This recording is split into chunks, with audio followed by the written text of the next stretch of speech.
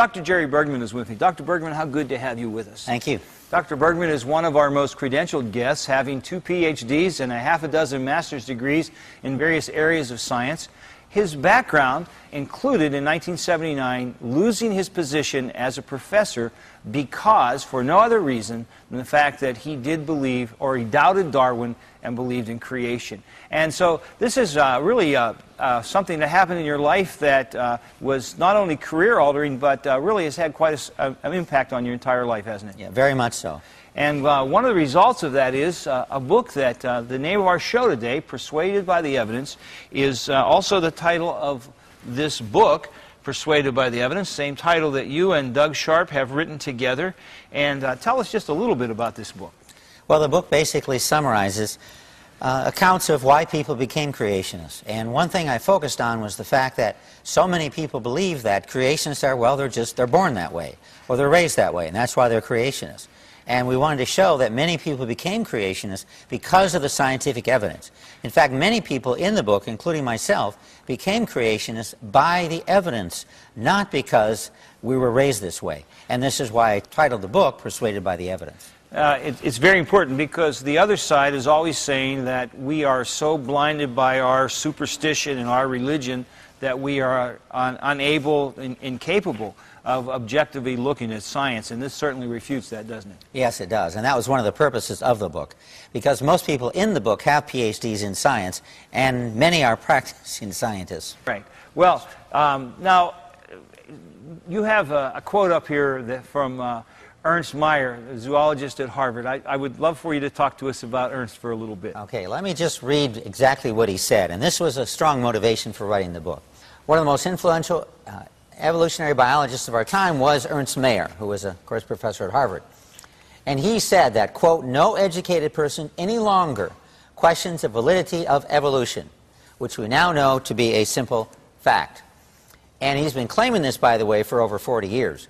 In 1967, he said, evolution is accepted by every scientist, he says.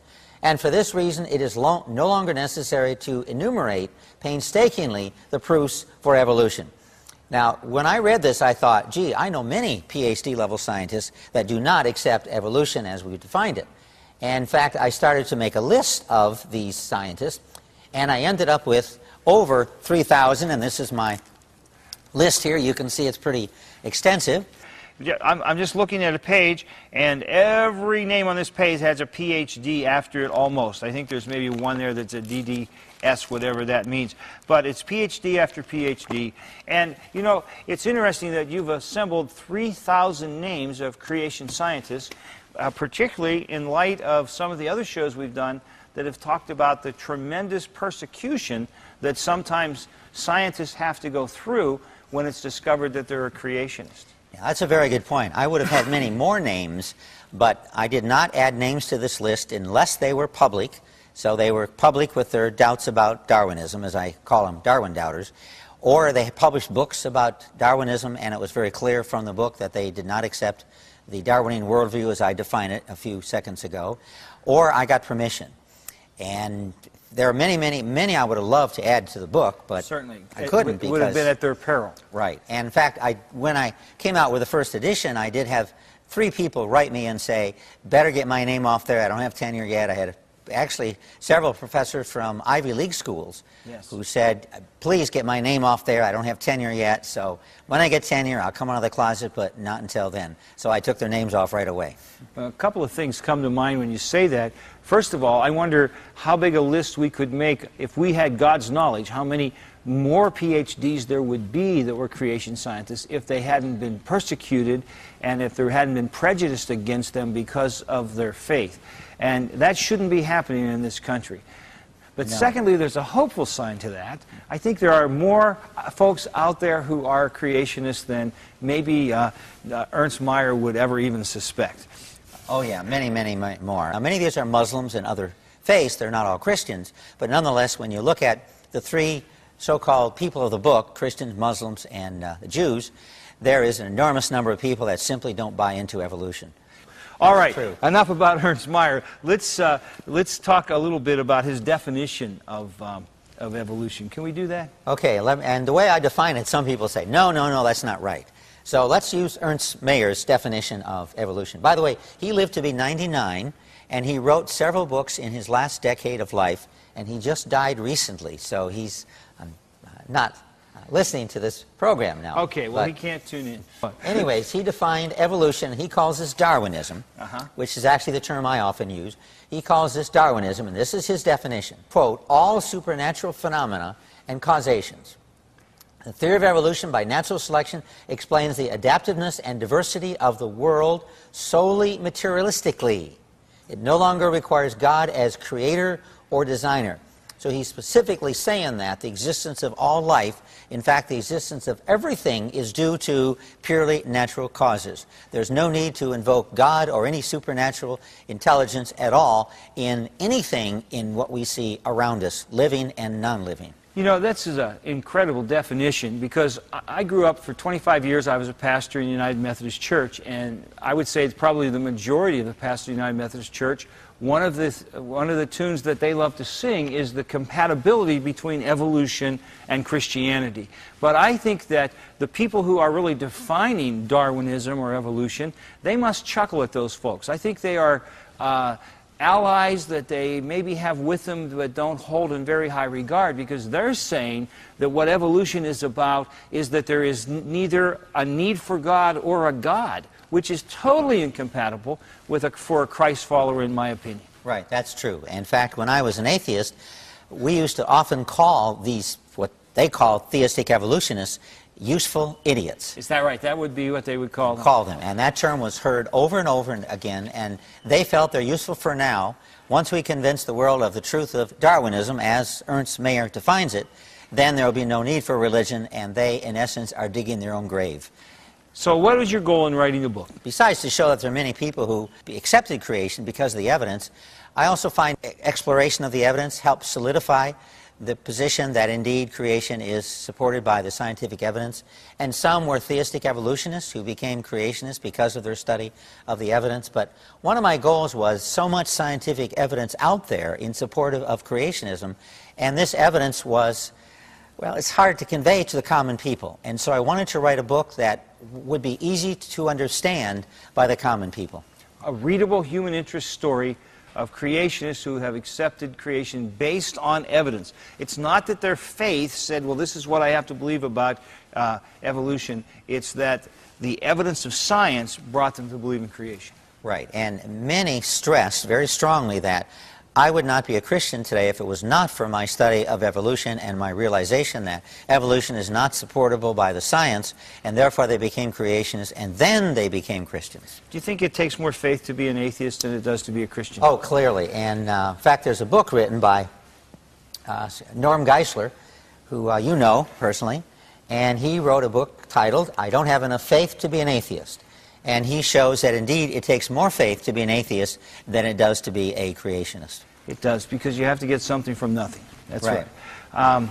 You were an atheist at one point. Let's talk about your own personal journey before we talk about these other guys. Well, the first thing I looked at when I was questioning my atheism, and I began to question atheism for a number of reasons.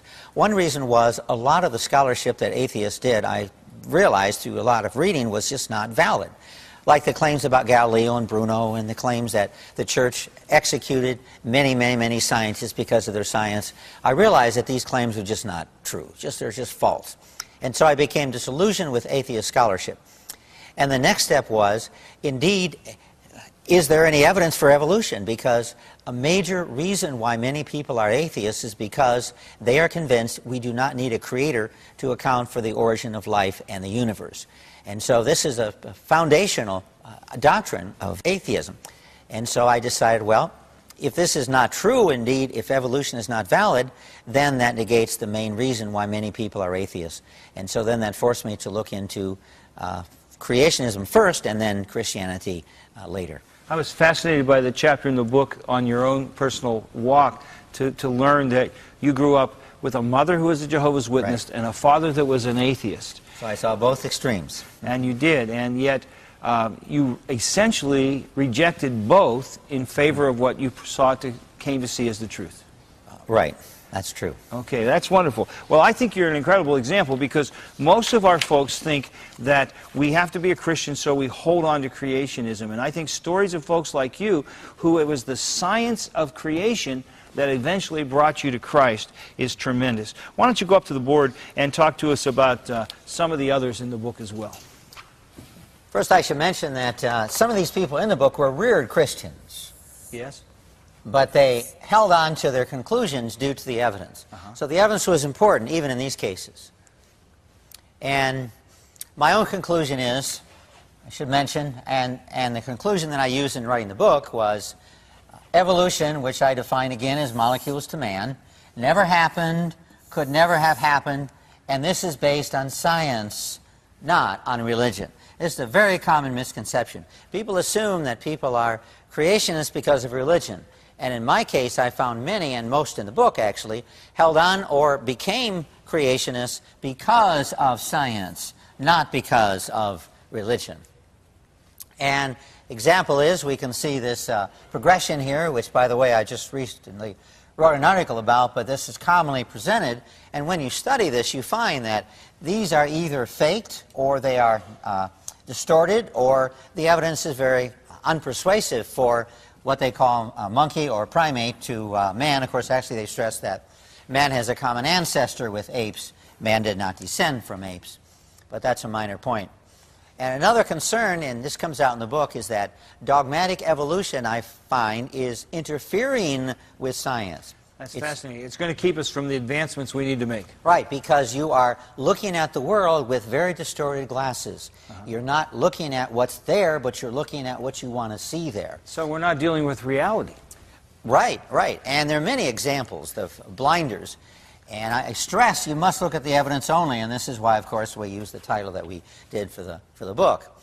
And you must not force the facts into an evolutionary interpretation. And this all too often is done.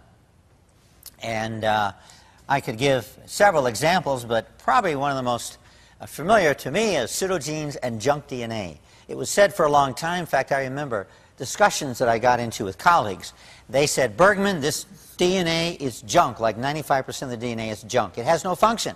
And I say, we can't say that. All we can say now is we don't know that it has a function. And they said, no, look, you cut it out. Introns are removed from the gene, and they're not used, they're not transcribed, they're not translated. Therefore, they are junk DNA. They have no function. And over I argue with colleagues about this. Now it's widely recognized that much, if not most, possibly almost all of this so-called junk DNA now we know has a function. Much of it has a regulatory function. That's amazing to me. I think today DNA is held in such regard that to think that it wasn't that many years ago it was regarded as junk is kind of scary. Yeah. And I've seen what creationists were arguing for many years has been to some degree, if not to a large degree, vindicated.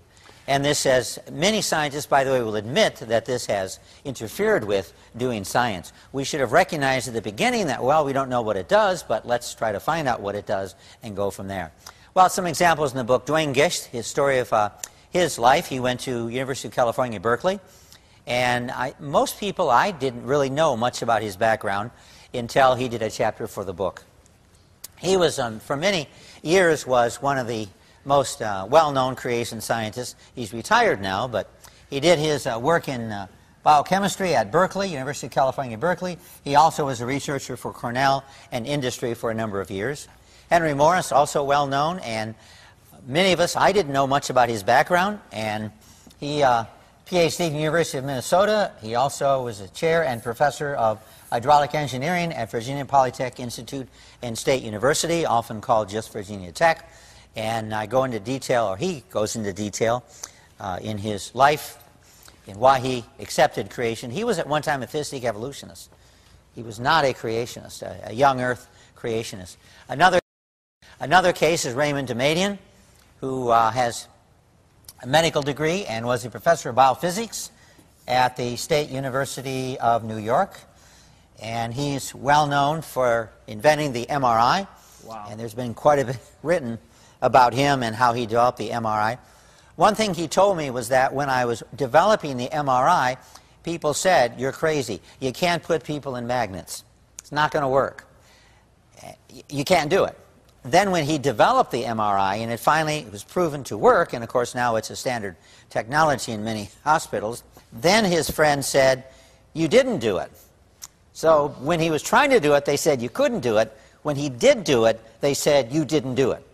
Which is, even though he has a legal patent, he had to go to court to protect his patent. He did prevail in court, and he is the legal inventor of MRI. For the record, he did it. He did it, yes, he did it. All right. Although others improved upon it. Sure. But that's common with most inventions. Oh, yes. And, but he did the initial work which showed that MRI technology is possible. You can image bodies using magnetic resonance imaging. And he was a creationist. And he was an outspoken creationist. Great. And there's a chapter about him in the book. Werner von Braun, who was actually the leader of our space program, he was a German scientist. He was captured by the Americans after World War II, brought to America, and he worked on our space program. In fact, he's called the father of the American space program. So whenever I think of satellites and the space shuttle program and the whole space technology program, one thinks of Werner von Braun, who actually was the father of this program. He got us developed so that this program finally became feasible. And here's a picture of Werner von Braun in his office. And C. Everett Koop, well-known Surgeon General. In fact, he probably is the most famous Surgeon General in history. Wow. He also is a creationist, and I have several letters that he wrote which talk about his beliefs about creation. And he has an autobiography which he wrote as well, where he talks about the importance of his religious beliefs. He's more well-known because of his opposition to abortion. That's right. But nonetheless, he is involved in the accepting creationism. And interestingly, Dartmouth Medical School, which is where Koop graduated from, they recently added a wing to Dartmouth, and it's called the Koop Complex, and here it is. It looks like you might be able to be a creation scientist and still be successful in your field. As I look at that complex that they built in his name. Quite a man. He was very successful. It's said that when he began doing work, he did mostly surgery on infants. Yes. When he began doing work, the success rate was like 10% for many surgeries. After he perfected the techniques, the success rate became the reverse. 90% success, 10% failure. Adler's one, who I always respected. He was the editor of the Encyclopedia Britannica. He was a professor at the University of Chicago. And he also, which is one of his greatest accomplishments, he developed this series called the Great Books Program, which a lot of people have heard of. And there's the Great Books. He took all the historical writings and selected from those 54 volumes of material of what he considered the greatest people in our history, Aristotle and Plato and various other people. And this set, as far as I know, still in print. Most every large library has it. Sure. I have a set. I've had a set for many, many years. It's, in fact, there was a Great Books program where people would get together in groups and study the Great Books work, which he assembled. And C.S. Lewis, it's not too well known that he was a very active creationist opposed to evolution, although he didn't write a lot about it directly. You kind of have to read between the lines to understand what he had to say. He wrote a lot against naturalism, which of course is a central tenet of Darwinism. And later on in his life, he did write a book called The Great Myth. And in that small book, actually, in that he really effectively dissected why evolution could not be true. But ironically, that wasn't published until after he died. He was kind of fearful of being too open about his opposition to Darwinism because he felt that it would detract from his main message, which was a Christian apologetist. Right. But he clearly did have major reservations for that. In fact, it was an entirely different worldview. Right. And so it had to be addressed. I would urge our people to read. You call it The Great Myth. Yeah. Truly one of the great minds of the 20th century, C.S. Lewis. Clearly. And there's Cover Magazine, a story about him, C.S. Lewis, on Christian History Magazine. And he's probably most famous for his work, which has been translated into movies and many languages. Dr. Bergman, as you were talking and writing with the men and women whose stories are told in this book, do you ever come to a point where you think the truth is going to become so overwhelming that the lies simply won't hold water anymore? It seems that way if you're willing to look at the reality, if you're willing to study and read what people have said and what we found through science about reality. And the truth will prevail. Irreducible complexity is the idea that in order for something to function, it must have a certain minimum number of parts. A good example would be a human being. For a human being to function, it must have, absolutely must have, at least part of the brain. It must have a heart to circulate blood. It must have a certain level of blood. Must have certain organs so it can obtain nutrition, etc. So therefore, you can only reduce a human being so far before it no longer is alive. And that, of course, causes death. And we find when we look at the world that just about everything is irreducibly complex. And I should mention, this does not mean that one cannot remove a part. It's often assumed that irreducible complexity means you cannot remove a certain part. It says there's a certain minimum number of parts that is necessary in order for something to function. I conclude that everything is irreducibly complex except what they call the fundamental particles. One set is called quarks. And you may not be aware of that, but there are 6 basic kinds of quarks. There's top, bottom, strange, charmed, and up and down. Those are the 6 kinds of quarks. So they are fundamental particles. As far as we know, quarks cannot be reduced farther. That's it. And the next one is leptons. And leptons we're probably more familiar with.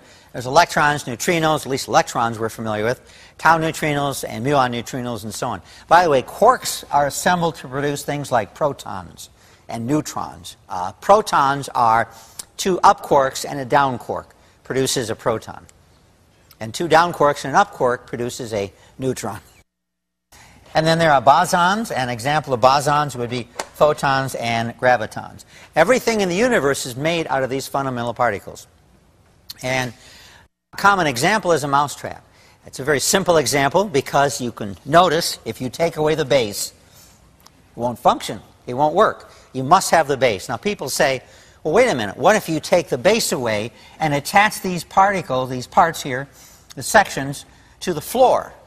Well, the floor just becomes the base. Right. And I pointed out to students because in chemistry this is a central concept, and they notice right away, well, you still have a base, it's just the floor becomes the base. So a mousetrap is irreducibly complex for it to function, and we're talking about a mousetrap like this, which functions in a house to catch mice. People say, well, you can dig a hole and catch mice. That's true, but it's not very convenient to do in a house. And periodic table, all of the elements are irreducibly complex. You must have a certain number of protons, electrons, and neutrons to produce all of the elements. And a good example is carbon-12. To get carbon-12, you must have 6 protons, 6 neutrons, and 6 electrons. You cannot get carbon-12 any other way than have 6 protons, electrons, and neutrons.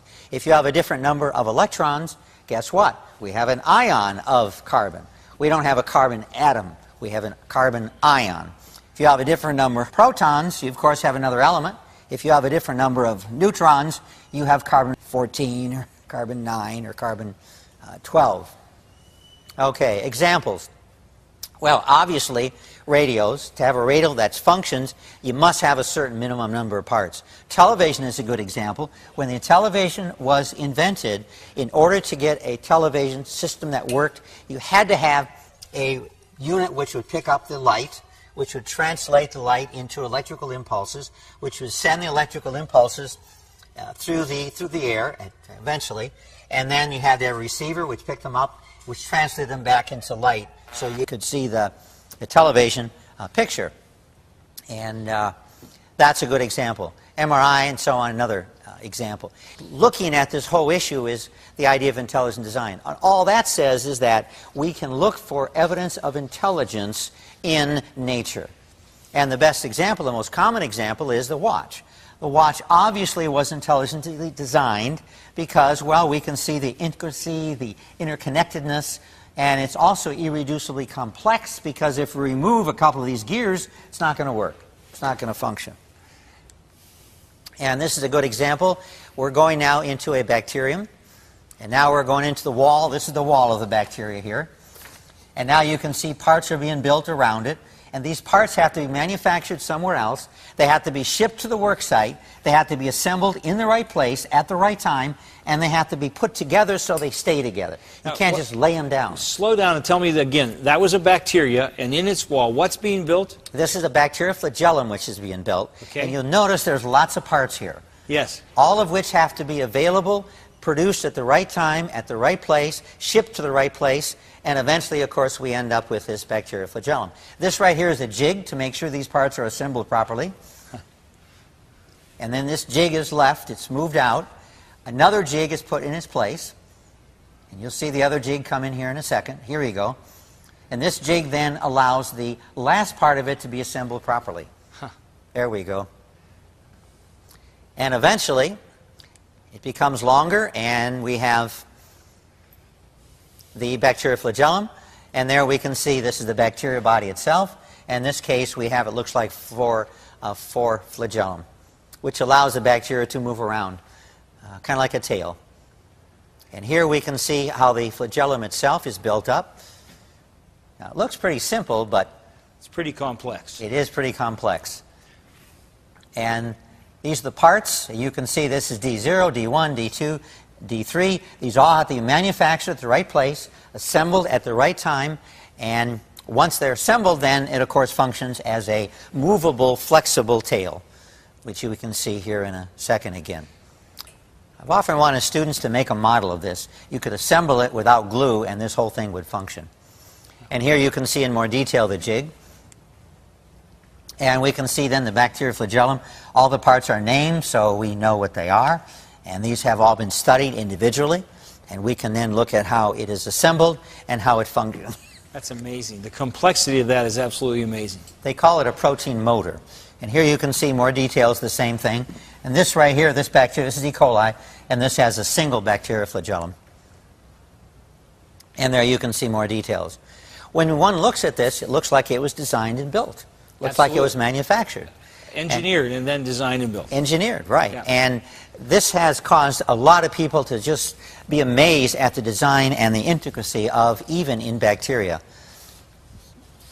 And this is an actual photograph, a transmission electron microscopy photograph of the bacteria flagellum. So we can see indeed that these drawings, the previous were drawings, the drawings are fairly accurate in showing actually the detail that exists in the bacteria flagellum. It really does. That's amazing. Yep.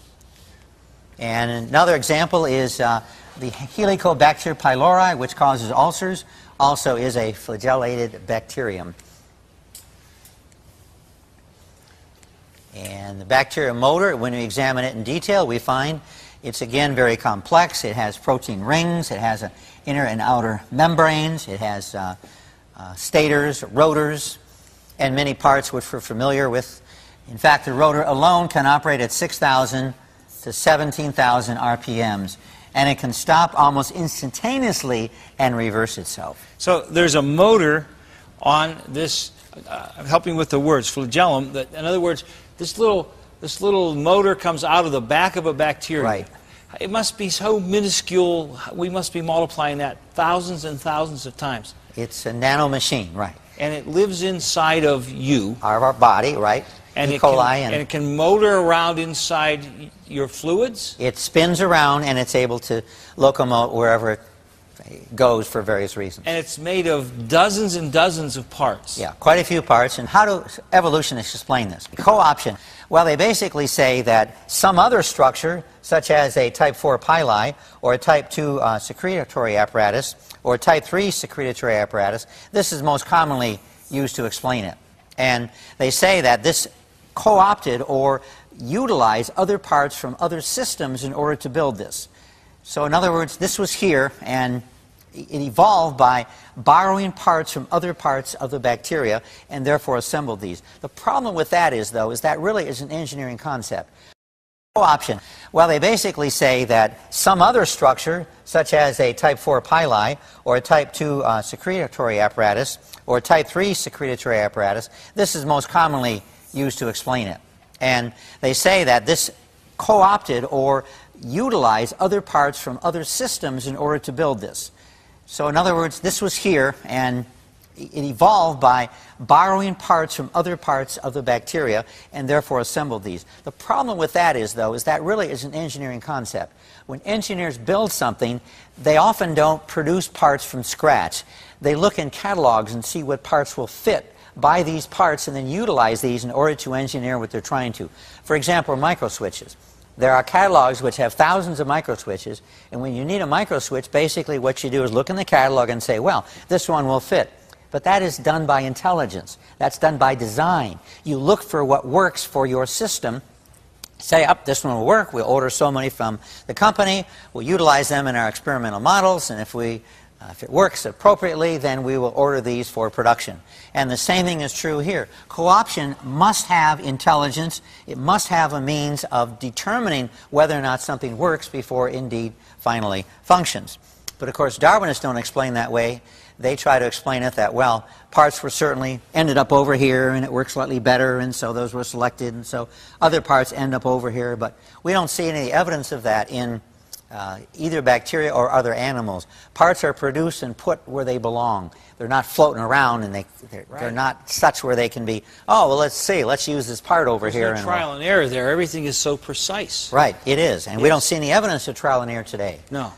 And my study of this indicates that trial and error does not explain it. Now, this is what Stephen Jay Gould would call a just so story, which is not based on facts. It's based on somebody sitting down and saying, well, I think this might work. It's based on thoughts, on ideas.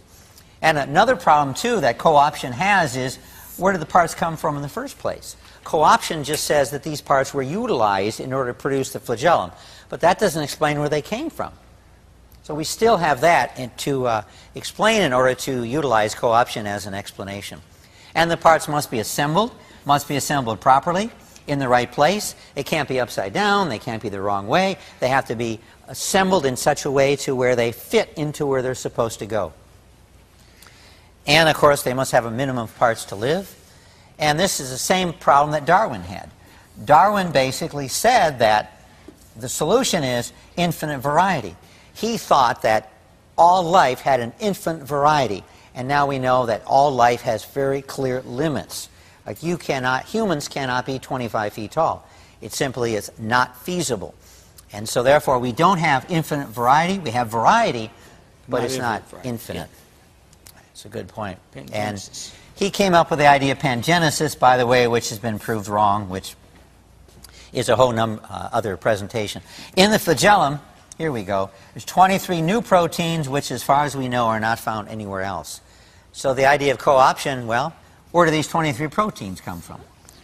So you couldn't borrow them because they don't exist anywhere else. So actually there is a documentable fact that they can't be borrowed. Right. Because they are nowhere else. Well, some are borrowed, some are borrowed, but there are 23 that have to be produced in that cell. Right, and are not found anywhere else. And about 70 specified proteins are needed for it to function.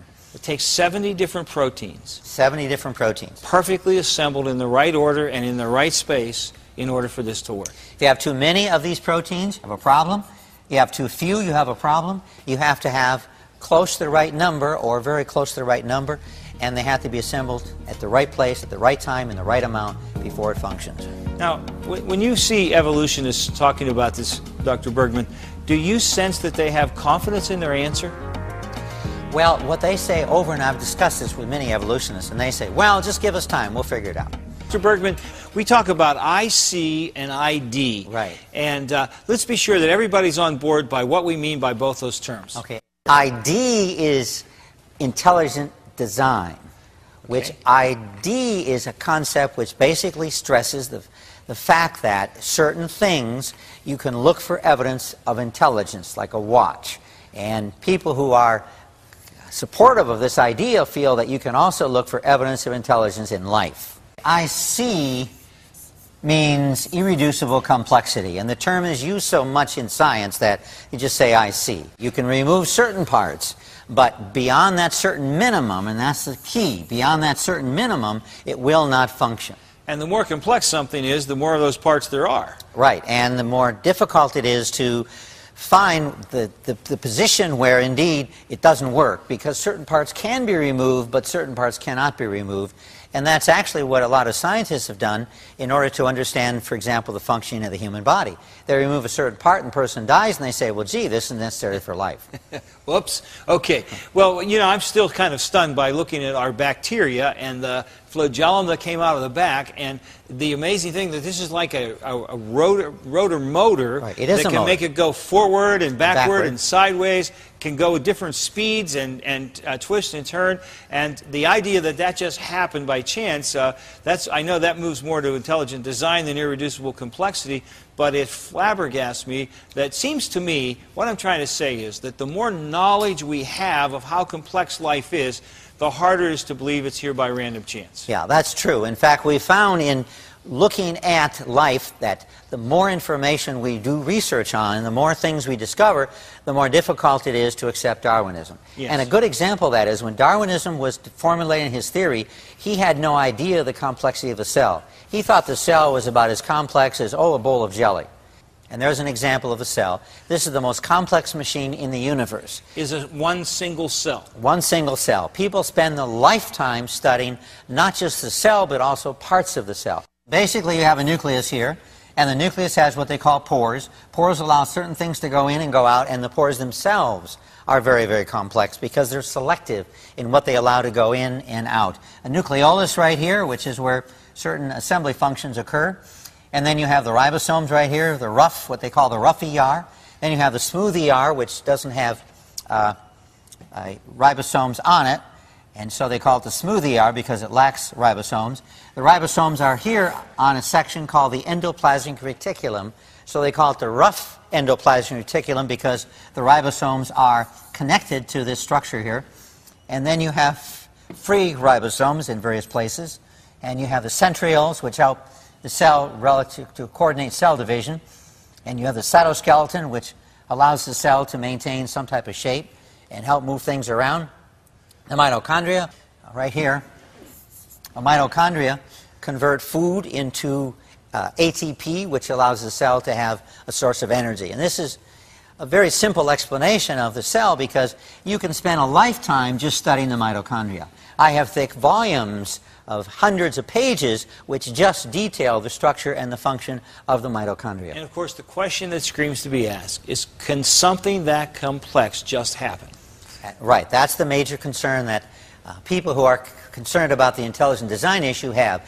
They conclude, no, it could not have occurred through evolution. It's one thing to come up with a theory, something else to defend it after you've based everything on it. But I don't think if we'd have seen how complex it is, anyone would even have presupposed that it could have happened by chance. Yeah, and it's not just complexity alone.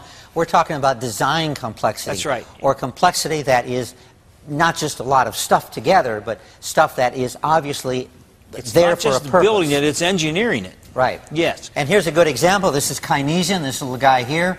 And it literally has legs here, and this is the leg. And it has feet here which walk on this microtubule, and they carry supplies, materials, building supplies, and so on, from one part of the cell to another part of the cell. This is within the cell. Within the cell. And these little guys walk around carrying their loads to where the loads has to go. Because you remember that parts have to be assembled in one place and manufactured in one place, and also assembled to produce the final product, often in another place, like the bacterial flagellum. And you have to produce a product because these cells die. Right. If there's continually replacement of all the parts of a cell, this goes on 24 hours a day. So it isn't just that a cell dies, but parts of it have to constantly be replaced. Right. There's a maintenance crew in there. A maintenance crew which continually replaces parts that don't seem to need replacement. All right. But it's more or less on a time schedule. After so much time, these parts are replaced. All right. Okay, the court ruled, and this is a case in Pennsylvania, the Katzmiller case, Dover Area School District, and the judge ruled, quote, and I'll quote him, the argument of irreducible complexity central to ID, intelligent design, has been refuted in peer-reviewed research papers and has been rejected by the scientific community at large. All right. That's what he ruled. He said there are no peer-reviewed articles supporting Professor Behe, Michael Behe, Lehigh University's argument that certain complex molecular structures are irreducibly complex. But if you think about the material I presented, this is absolutely ludicrous. Yes. Because the fact is, everything, especially in chemistry, it's a major concept in chemistry, you have to help students understand the difference between carbon-12, carbon-14, between a carbon atom, between a carbon ion, and carbon and boron are different. How are they different? And irreducible complexity, I should mention, by the way, has been around since Aristotle. They recognize that for certain things to function, you must have a certain minimum number of parts. What is that? Is it a 1? Well, it looks like a 1. Now what does it look like? A plus. Looks like a plus. Now what is a it? 4. Looks like a 4. My intention when I drew this was a 4, but I didn't give you enough information in order to show you that, indeed, this is a 4. You had to have all the parts. So you have to have all the parts. So That's right. Intuitively, clearly, things are irreducibly complex. It's an idea that's been around for a long time. It was central to chemistry, development of chemistry, and so on. And this now has gotten in the media from the net. There's a quote from Amazon, a review of a book. Behe, quote, started out with his conclusion and then set out to reinforce it. Okay, well, that may be true. This explains why you get unsupported assertions such as irreducible complexity. And when I plug this in, by the way, irreducible complexity is false. I got 293,000 hits. So there are 293,000 hits which claim that irreducible complexity is false, and of course that's ludicrous. Dr. Behe is onto something, isn't he?